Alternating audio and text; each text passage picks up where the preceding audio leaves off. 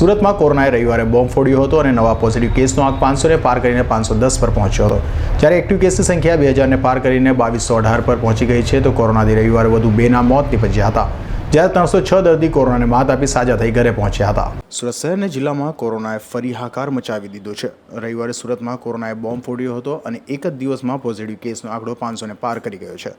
સુરત મહાનગરપાલિકા અને સુરત જિલ્લા આરોગ્ય વિભાગના જણાવ્યા મુજબ રવિવારે સુરત શહેરમાં 405 અને સુરત જિલ્લામાં 105 મળી કોરોનાના નવા 510 કેસ સાથે કુલ પોઝિટિવ કેસનો આંક 58,580 થયો છે.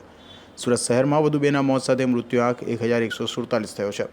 સુરત શહેરમાંથી 293 અને જિલ્લામાંથી 13 મળી કુલ 306 દર્દી કોરોનાને માત આપી સાજા થઈ ઘરે પહોંચ્યા છે, જેને પગલે કોરોનાને માત આપનાર દર્દીઓની સંખ્યા 55,214 થઈ છે. હાલ શહેર અને જિલ્લામાં કુલ એક્ટિવ કેસની સંખ્યા 2,218 છે, જેમાં સુરત સિટીમાં 44,753 કોરોના પોઝિટિવ કેસમાંથી 860ના મોત નીપજ્યા છે, ત્યારે સુરત જિલ્લામાં કુલ 13,827 કોરોના પોઝિટિવ કેસમાંથી 287ના મોત નીપજ્યા છે. સુરત સિટીમાં 42,247 અને સુરત જિલ્લામાં 12,967 દર્દી કોરોનાને માત આપી સાજા થઈ ઘરે પહોંચ્યા છે. Azhar Qureshi, G24 news.